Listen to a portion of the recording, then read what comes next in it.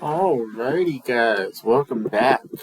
So this is episode 9 of our first Pokemon Generational Nuzlocke.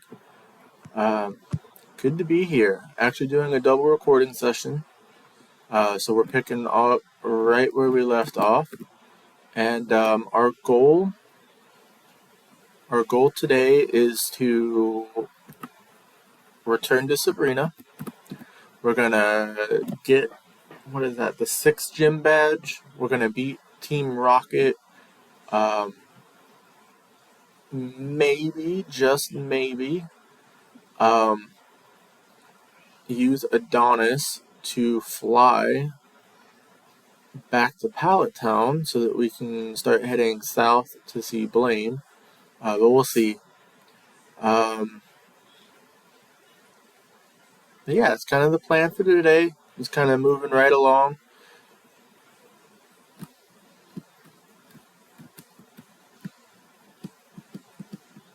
See if we can. Oh, no, can't.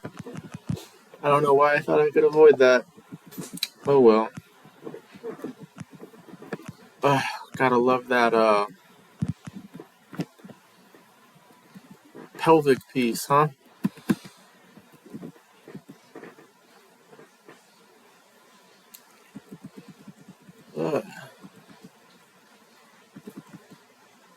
I really like Machamp. Really cool design. Especially when you think like this is the first Pokemon game ever, and so they're coming up with new, like this is a brand new concept. Machamp was pretty cool. Gotta say, pretty happy with how this whole thing's going so far. In terms of gameplay, right? I know I'm still working on some of the tweaks and fixes as far as what this looks like and how it runs and stuff like that.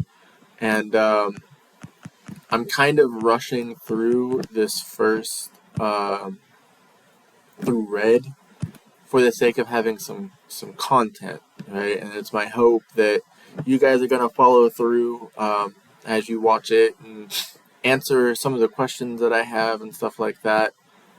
Oh, do I have to fight Team Rocket first? I don't want to have to do that. Ugh, okay, change of plans. We're gonna beat Team Rocket, then we're gonna go and fight Sabrina, apparently. Oh, my life. Alright, so I know Giovanni has a lot of rock or ground Pokemon, so we're gonna switch to Dig Dug. I don't want to overlevel anybody. So yeah, anyway. Hope the holidays treating you well. At whatever point that you watch this. And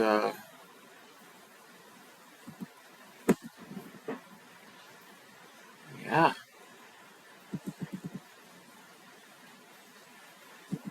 Dang. Pokemon. You know what? I can do that too.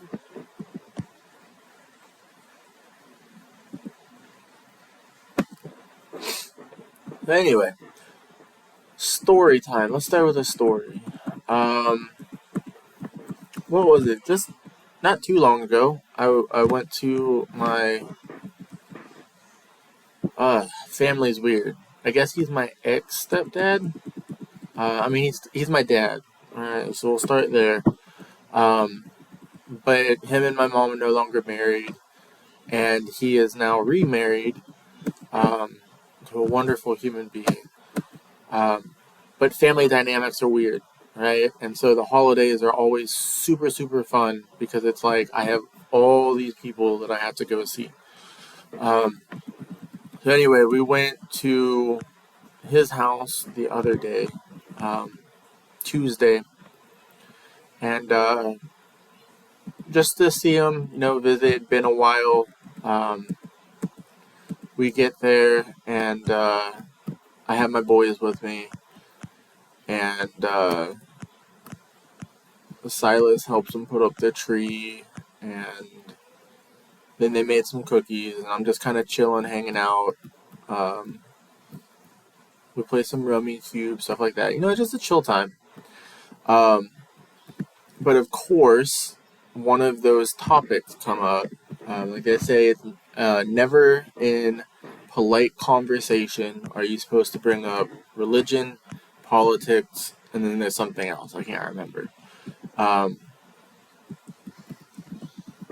And we got talking about politics, of course.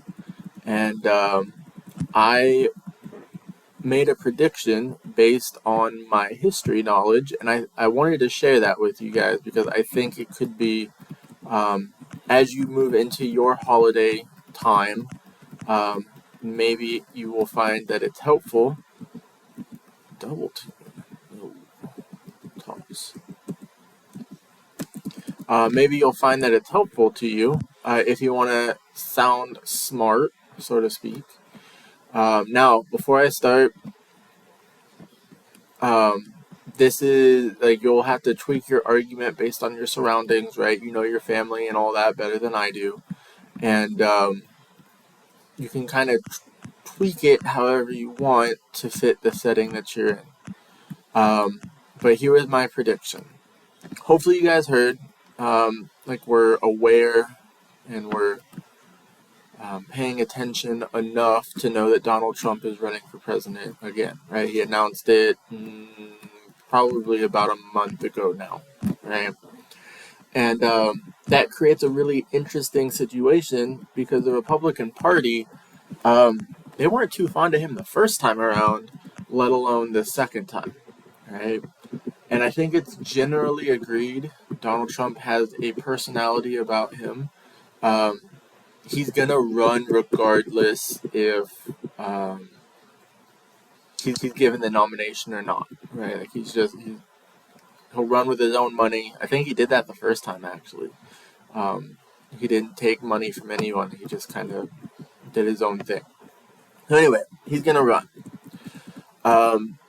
I'm also predicting that Biden is going to run again. He's going to get the Democrat nomination. Now, the reason for that, despite any sort of problems that people might have with him right now, you run a winner, if that makes sense. Like, he won, he is the president, he won the previous election. It wouldn't make sense, like, you back your winning horse, so to speak. I don't want School Bash either. 2-turn moves, no thanks. So I am fairly confident in predicting Joe Biden's going to run, Donald Trump is going to run. The question that I have is, will the Republican Party give Donald Trump the nomination, or will it be they run somebody else, right? And here's where we get into kind of the history part of it. If the Republican Party does not back Donald Trump, Republicans are going to lose this election. And it's not even a matter of they might. They're absolutely going to lose, right? What history teaches us is that we have our system's designed for a two-party system. We're all throughout American history. There's only ever been two parties. Every once in a while, we get a third party popping up, but they never win the presidency. They might get a couple senators, usually not even senators, maybe a couple House of Rep members, but they don't win elections very often. And the reason for that is because we have what's called a winner-take-all system, right? The person who gets the majority of the votes ends up getting all of the votes, even for the people who didn't vote for that person. And so what that does in a nutshell, when you break it down to just presidential elections, third-party candidates have zero chance of winning, but they have a real opportunity to muck up elections, right? Like crazy things happen when you have a third party candidate run.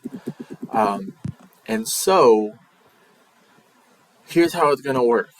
If Trump runs as a third party, he is Republican, right? Like he was a Republican president.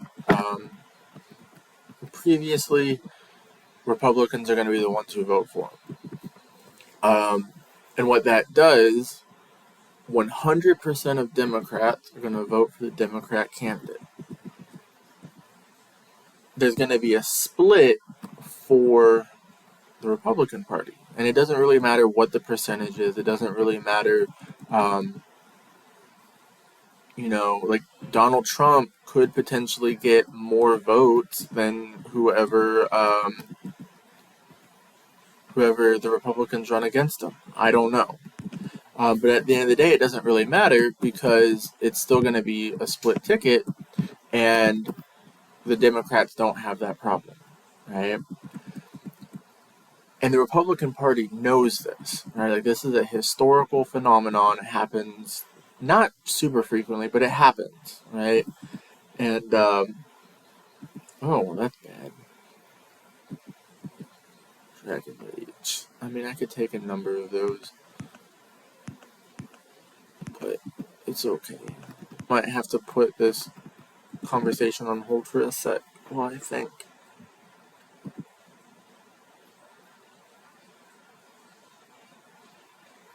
Okay, I'll be able to survive one more. And I'm faster. Okay.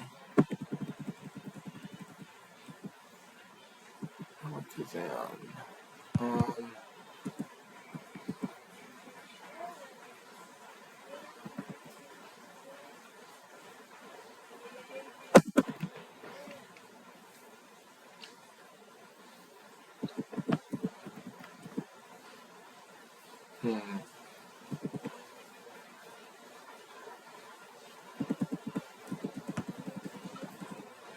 There we go. Okay, very good. And then it's just... Ooh, it's a Charizard now. I'm pretty sure that'll kill it.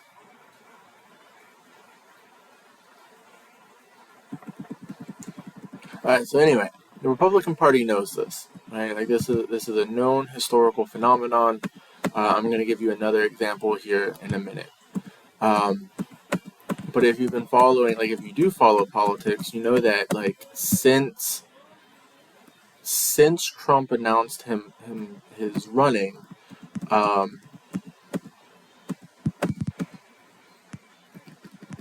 they've been having not necessarily like primaries, but they've been meeting and they're actively looking for a candidate that they can run against Trump. Again, I would argue the problem with that is it doesn't matter, right? Like even if, because what the primaries is just for one party. And so the Democrats will have their primary, although they might not even have one this year because they have Biden. And I think they'd be really foolish not to run Biden, even with everything that's been going on. On the contrary, the Republicans will have a primary, and basically it's anyone who's a member. They have the right to throw their name into the ring to announce that they're running. And in doing that, there starts a series of debates that happen, and then within the Republican Party, they vote and decide, all right, this is going to be the person that we run. And so,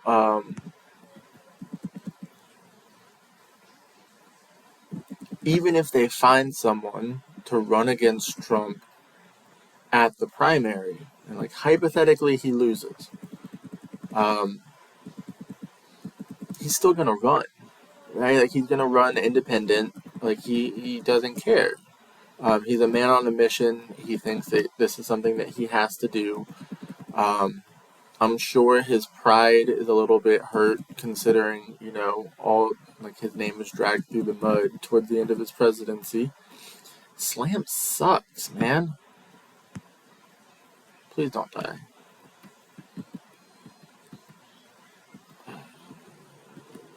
There's no one to run.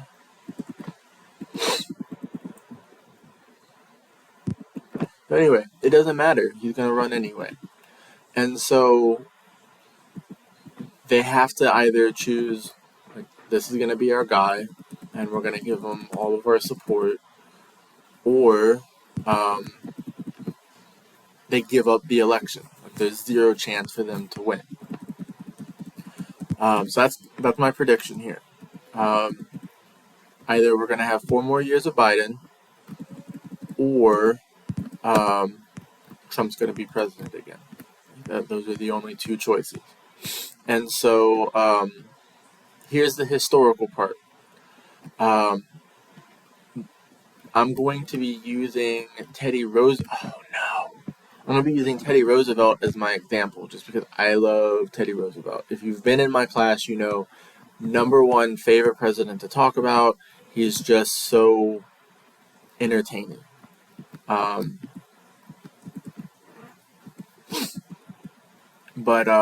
anyway, he was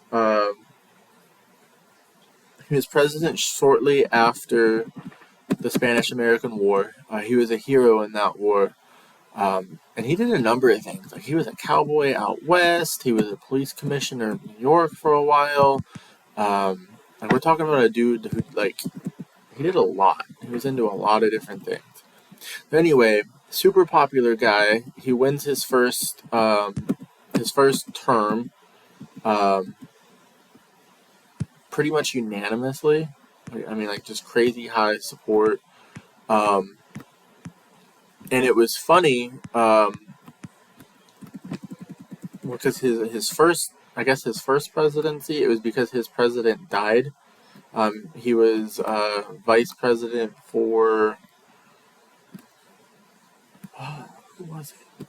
Not McKinley, maybe McKinley. I can't remember. Whoever it was funny because Roosevelt was the police commissioner of New York at the time, and he was told by the president, you're not allowed to run for vice president. And, like, 'cause at that time, we voted for president and vice president. It wasn't like the 2 positions together like it is today. And Teddy Roosevelt had no desire to run. Like, he actually didn't run. His friends ran for him, threw his name into the ring, did all of the groundwork, I guess you could say, getting people to come out and vote for him. Man, Slam really does suck.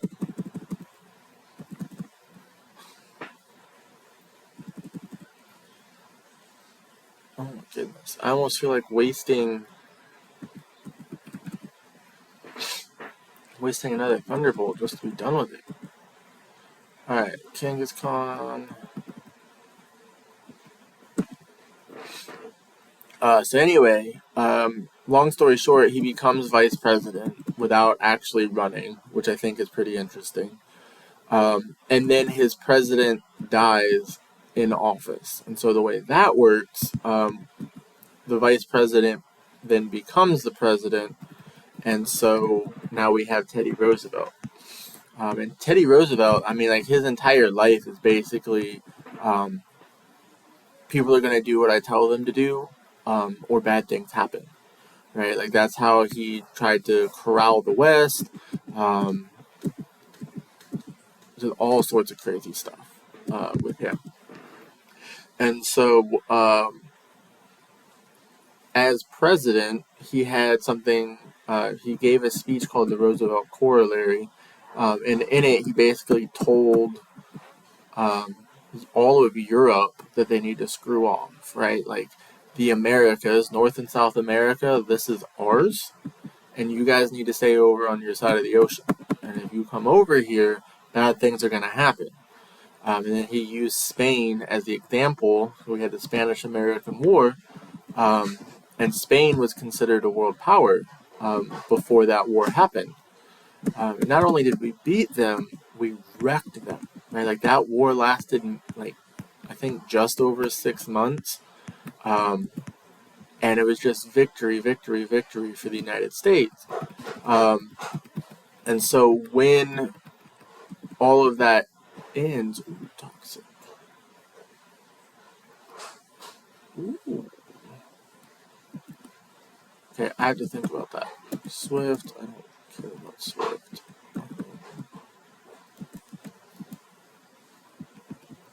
Okay, we'll toss this.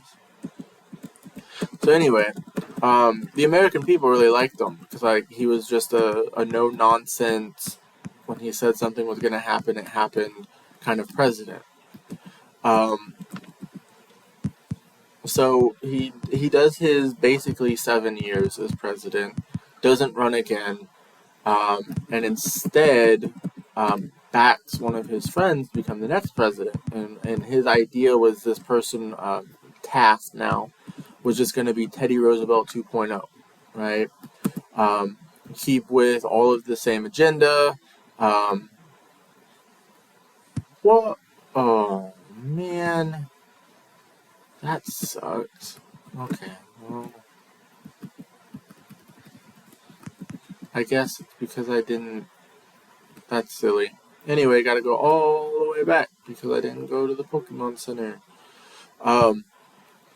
But yeah, so basically, decides he doesn't want to be president again.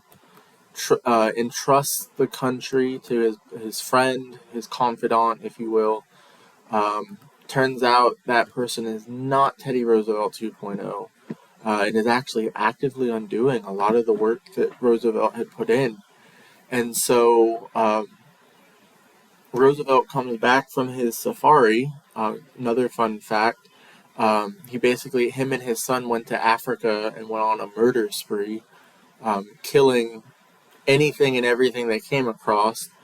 And then they stuffed all the animals, and those are all of the animals that are in the Smithsonian, were shot, killed, and stuffed, and then donated by Roosevelt and his son.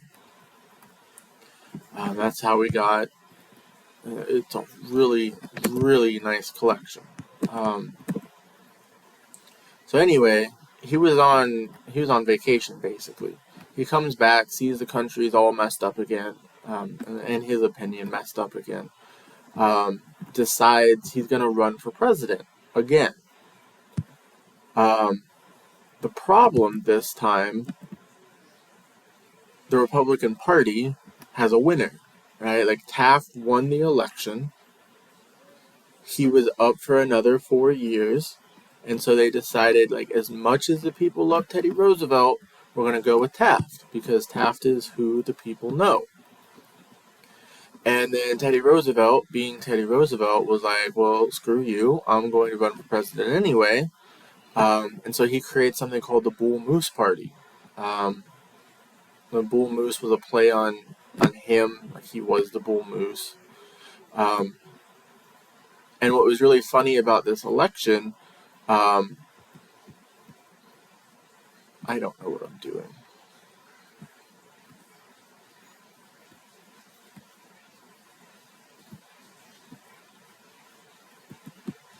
Okay, I believe it's this one.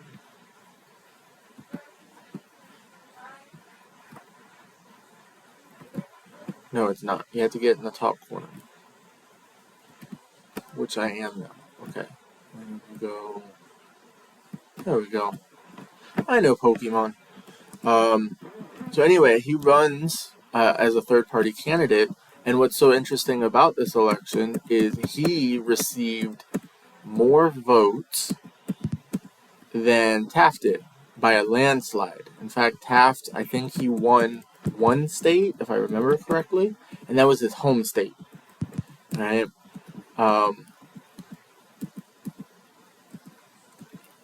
And Roosevelt plus Taft was like 60 some percent, I want to say, of all the votes. Like they had a clean majority, whatever the numbers were.